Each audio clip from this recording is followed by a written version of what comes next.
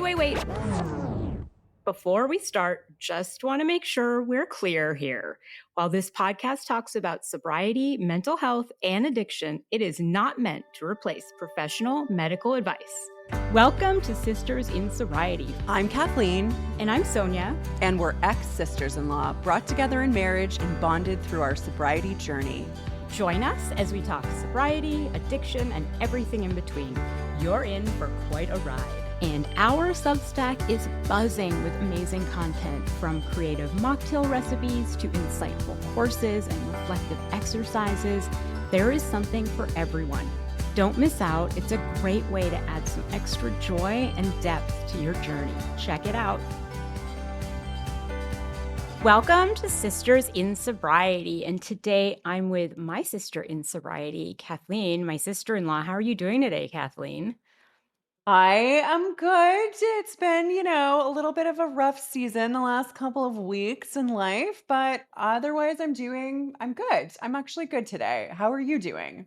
I'm good. I had a dating disaster this weekend, but I think on a positive note, I recognized it quickly and got myself Yes. out of it. Yes. I think that is really positive. I'm going to I think I said to you, if you had dated this person at the beginning of your dating journey, I don't know if you would have responded so quickly, which I think is good. You've learned. Yeah. I mean, we talk a lot about green and red flags, and it's always fun to meet a new red flag. A walking red flag? Yes, that would Yeah. be how I would But describe that, yeah. who knew leaving your pee in my toilet 2 days in a row? Who even knew that existed as a red flag? Who knew? With spit though, and also with many other, that's not just in isolation, let's just say that. It's not in isolation, it's with many other things. But what's interesting is we are talking about infidelity today, and I will Mhm. say one of the things that kept me super clear-headed through these red flags was not having any sort of physical intimacy with this person. Mhm. And as one of my girlfriends says, she's like, "You didn't get the oxytocin. Thank God you didn't get the Mhm. oxytocin." I Um, call it the love eyes in my practice. Like, when we have love eyes that are, the googly, I use the eye emojis of, these googly eyes where you can no longer see the red flags. So you did not get that. yes, no, and I will. I mean, look, I'm not obviously I have no problem with people hooking up on a first date, second date, but for me, I'm noticing that it is a lot healthier for me to wait on physical Mm. intimacy. Yeah. Mhm. So today we are talking about something that has actually even brought me to my knees, which is Mhm. infidelity. So whether you've been betrayed, done the betraying, or you're just figuring out how to stay emotionally sober through it all, which I had to do, we're going to talk about it today because hiding from the hard stuff never helped anybody stay sober. And for those of you who have been through infidelity or are currently going through it, I want you to consider this your fair warning that this is really what this episode is about. So it may bring back some memories for you, or it might be difficult to listen to. So I just want to give you advance notice about that. Yes. And so let's start by unpacking what infidelity can mean, because I do think it has different definitions for different people. And so I know with the infidelity I experienced in my marriage, people have asked me different questions like, when do you think it started? And it's like, I don't know what it is, right? Like, he was obviously having some sort of emotional connection for a Mhm. really long time. Who knows? But so what is infidelity? Is it only about sex? It's definitely not just about sex. And so every couple will define this differently. And that's sort of an important conversation actually to have in your relationship or marriage, is what defines this for you. But um, what is betrayal to me might not be betrayal to you. But for me, I define it as, and I define this in my practice this way also, I define it as deception in the relationship. Deception is the key here, that involves another person, whether that's physical or emotional. But even that's changing. So now we've got people who are having quote unquote relationships with AI chatbots. And listen, if your partner is telling ChatGPT all their hopes, dreams, and secrets instead of telling you, that's going to sting. So it's not necessarily just about bodies, it's also about secrecy, trust, and intimacy. Okay, yeah, the AI angle to this is Mhm. do you remember when, like, there was that movie with Joaquin Phoenix, Yes, Her, and it was I like, loved that movie, "Oh but it's god, that could crazy. never happen," and it's Right. It's happening. happening. It is. Okay, so is emotional cheating real? And where is the line between a close friendship and emotional betrayal? And that's something for Mhm, example, I'm like no longer trying to figure out where that happened in my marriage, but I mhm. was curious for a long time. So emotional cheating is very, very real. Like I've seen couples in my practice where emotional betrayal feels just as devastating as a physical affair, sometimes even more actually. Sex can be impulsive, right? So, but emotional closeness like that takes time. That takes consistency. And the line between a friendship and betrayal usually comes down to secrecy and what I call the displacement of intimacy. So, if you're sharing with someone else what you're no longer sharing with your partner, like dreams, fears, the stuff that bonds you, that's when it really crosses the line.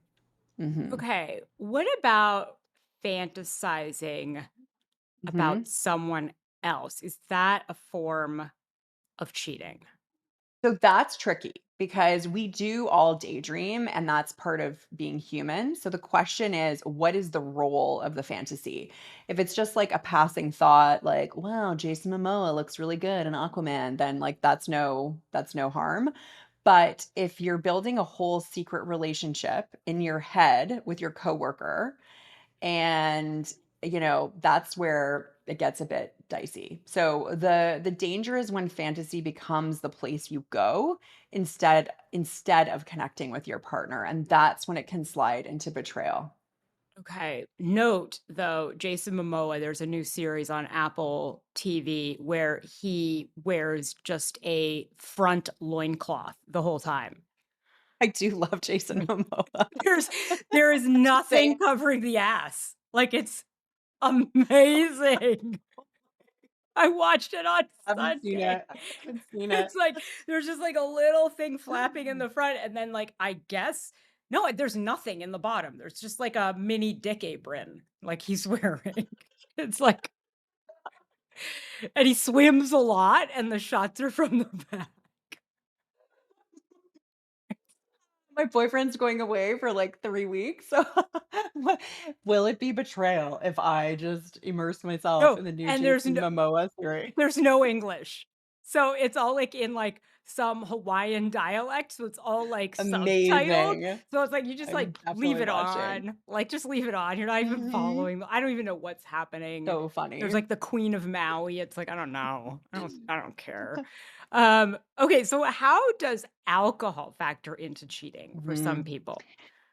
So, alcohol can lower, obviously, inhibitions. It can cloud your judgment. It can sometimes lead to those, like, I can't believe I did that moment. But it also can create memory gaps, which is its own nightmare for trust in a relationship. But I really want to be clear about something. Like, alcohol does not create cheating out of thin air. If someone is fully committed, and has solid boundaries, tequila shots aren't usually the thing that's the problem here. It's more like alcohol opens the door that temptation was already knocking on. So, usually, there's still underlying challenges, whether it's in the relationship or with the person themselves, if there is cheating with alcohol. So, I don't want to blame alcohol fully. Yes, it can be a contributing factor, but it is not the sole reason for cheating. Yeah, people use it as an excuse a lot, and people Yeah. will sometimes forgive cheating that happens in, like, a Yes. drunken and Yes. even, like, in a blackout, for example. Yes. For sure. It's funny? So this toxic guy that I went out with, like, refused to acknowledge that, like, a blackout is not the same as passed out. Oh, And wow. I was like, "No, no, no, a blackout is, like, the Different. hippocampus stops creating the memory." It's not like Yeah. you're still walking upright during a blackout sometimes. Yes. Yeah, it's totally different. And he was Yeah. like, no." And I was like, "All right, I'm not gonna argue with some guy about blackouts, okay?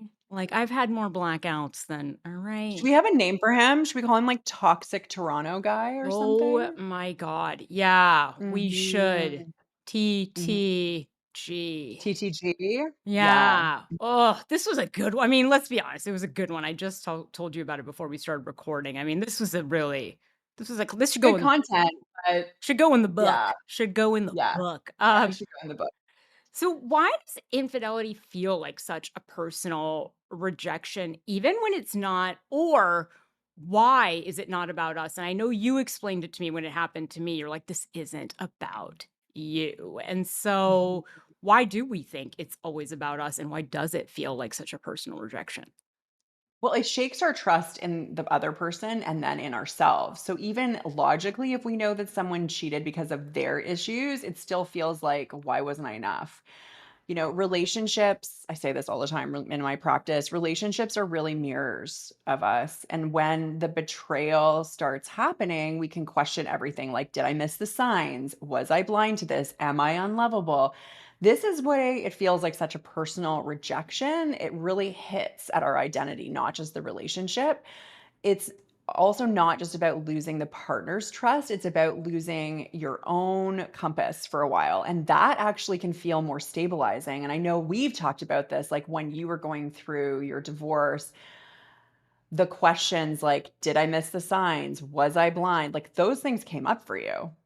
Still are coming up. It came up last Yeah. week in therapy. Yeah, it still comes up. Like it is long lasting. Yeah.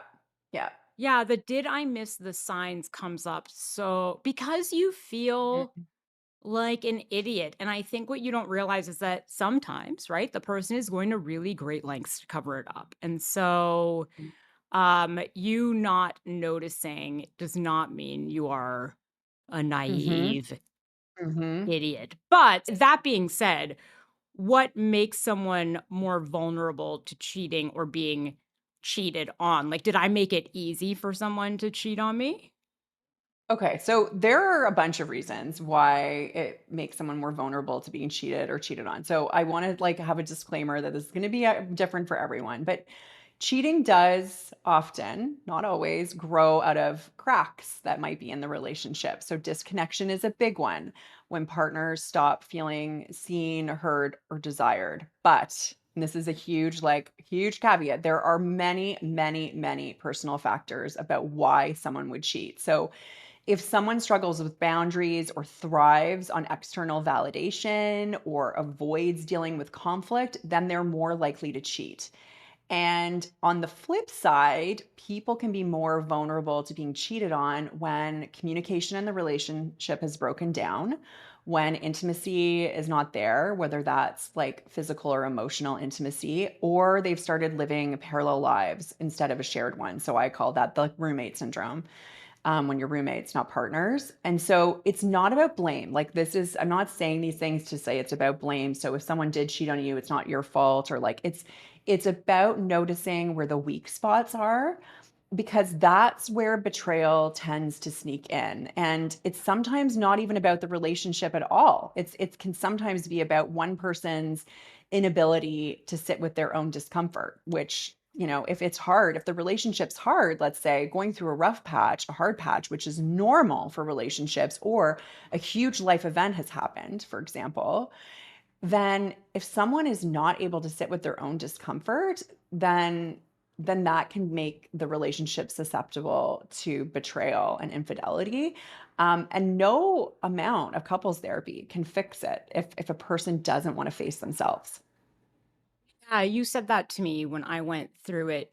Something else you said to me that helped so much. I almost say this to myself like probably weekly was, and I think we're going to get into it a bit in a minute, is it was more about how he felt about himself than how Mhm. he felt Yes. about Yeah. me. And so yeah, there's a lot of ways to think about this, right? There's like the obvious stuff, and then there's sort of the sex, and then there's the emotional entanglement side. But in my experience, sobriety didn't shield me at all from the No. pain of it. If anything, it was it made me feel it so much more. I wanted to run, to Mm, drink when I found there was nothing else that was gonna take that pain away. Luckily, I didn't, but I was, like, fully white knuckling it. So, mm.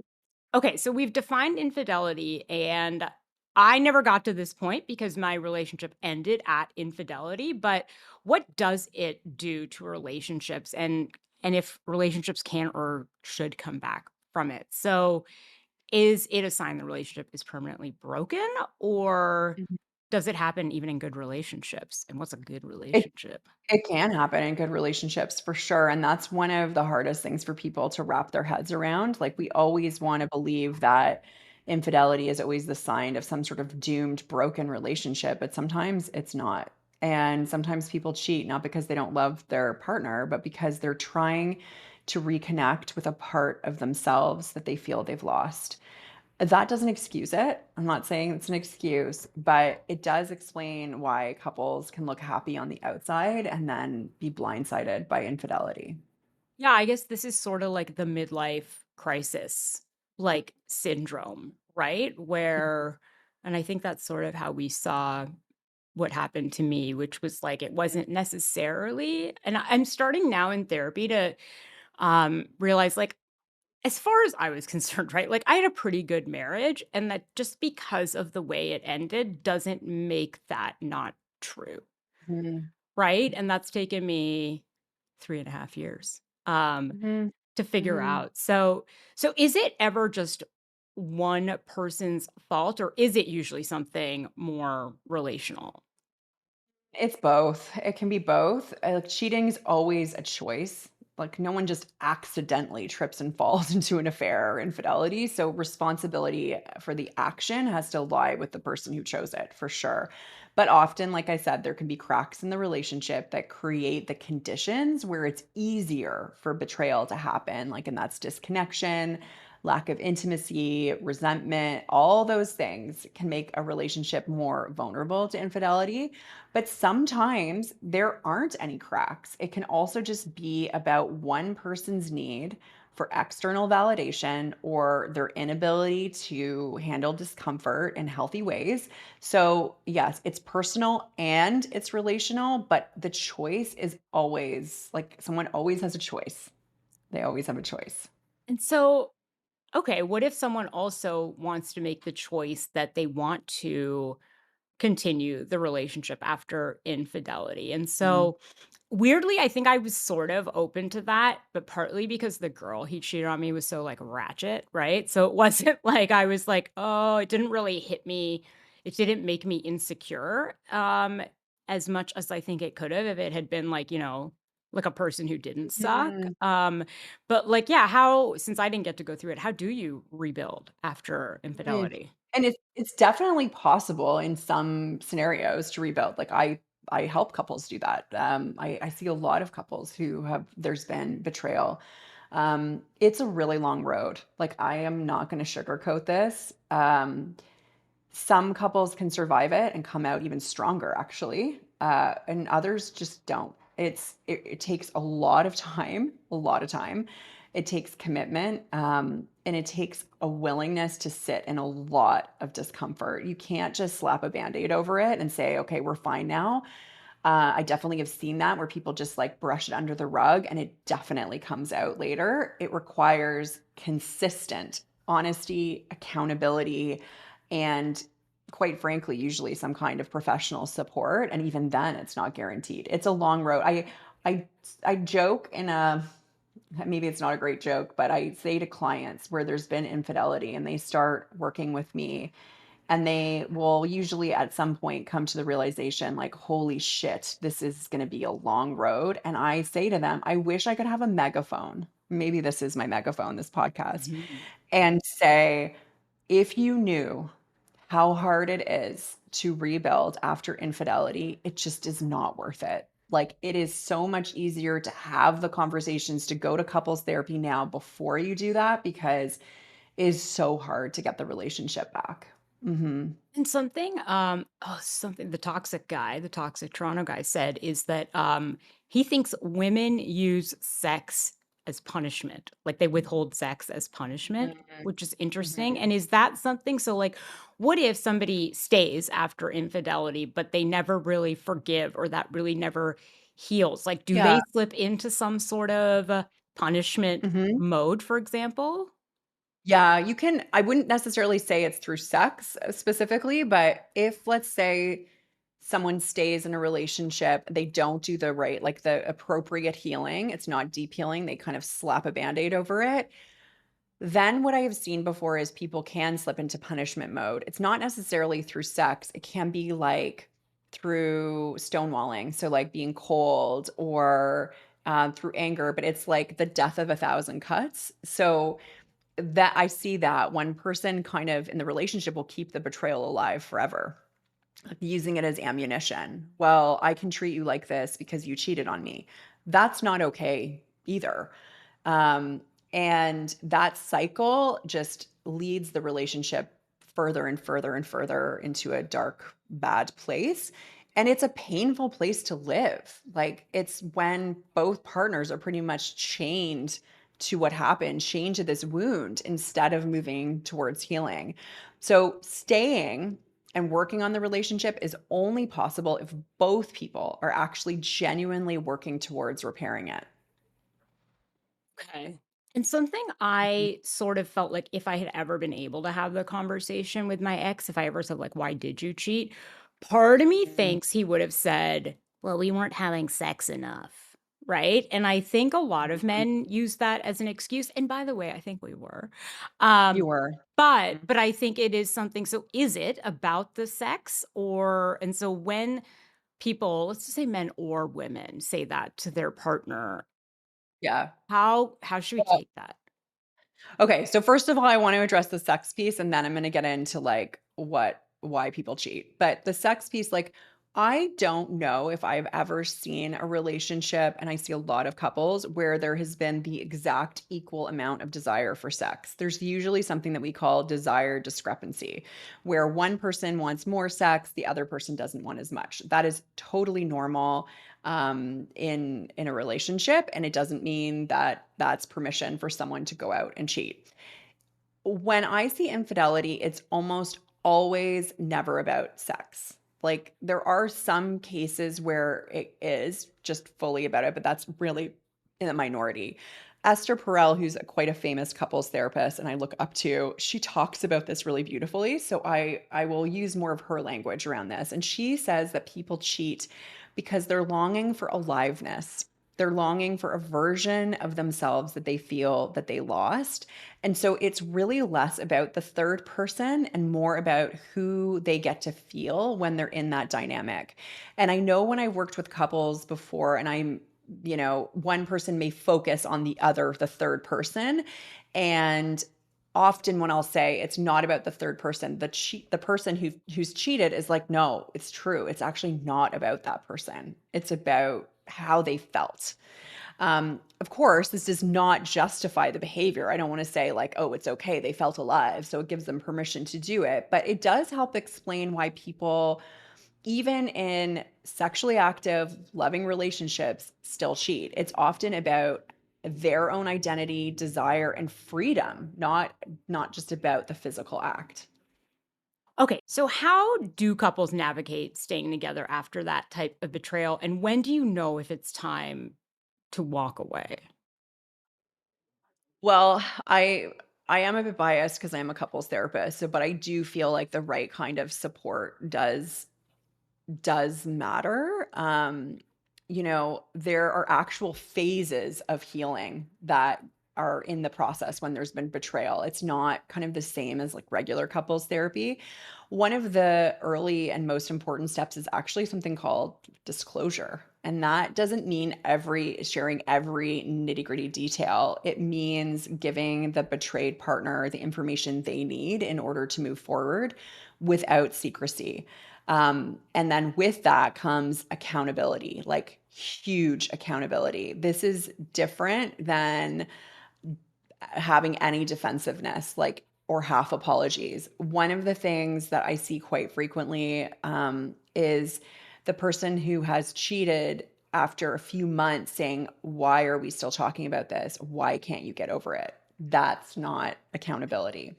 There's a great book that I use. It's an oldie but a goodie. It's called Getting Past the Affair, and it lays out that process really well. But, you know, couples do need to move through certain stages of this recovery to rebuild trust, and then they might have a better chance of surviving. Yeah. Do you think that there's this idea, like, how can we ever get past it if you won't stop bringing it up? And so, Mm. yeah, so Mhm. what role does, like, communication or what type of communication, like, should you have boundaries around it? Like, can you just, like, be having dinner and be like, "I can't believe you fucked that girl." Yeah, yeah, there are there boundaries or is it just, yes, like, there are constant? boundaries.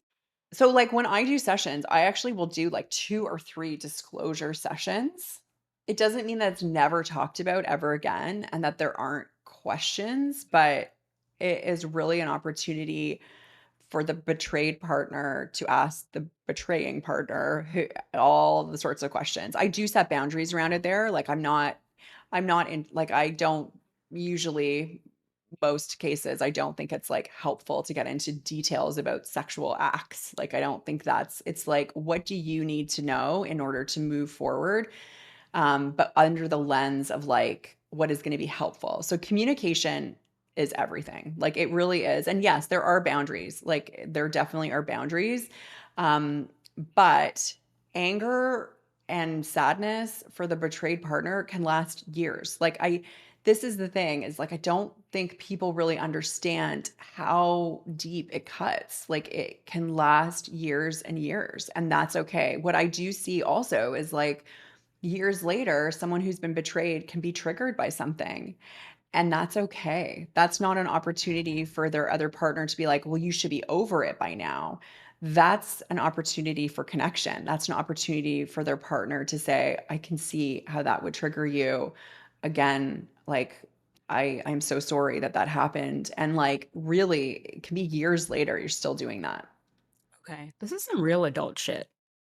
I'm not Mhm. gonna lie. Mhm. Okay, so back to the idea of, like, when is it time to just say, "We Mhm. can't fix this," and walk away in some sort of, like, respectful, loving way, if Mm. possible? This is a real tough one, and I think that the a big indicator is whether there's true remorse from the person who cheated. Like, are they showing real accountability and empathy, or are they just making excuses, shifting blame, like, "Oh, you used to be angry at me, or we didn't have sex, and so that's why I cheated," or minimizing? Like, I think that is a huge indicator. Another sign is obviously if it happens again, if betrayal becomes a pattern, that's a very different story than a one-time rupture in a relationship. And then, really importantly, it's about the betrayed partner's capacity. So, some people genuinely cannot move past it, and that's okay. Others find that healing can be possible if both partners are willing to lean in all the way and do the hard work, but sometimes it's not possible.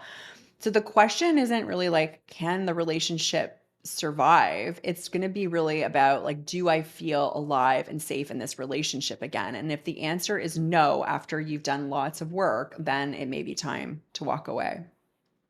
Okay, that makes sense. I feel like this was a lot to Yeah. process, and I think we could actually do another episode about emotional sobriety and infidelity. Okay, let's do it. Yeah, it's a huge topic. I can talk about it forever.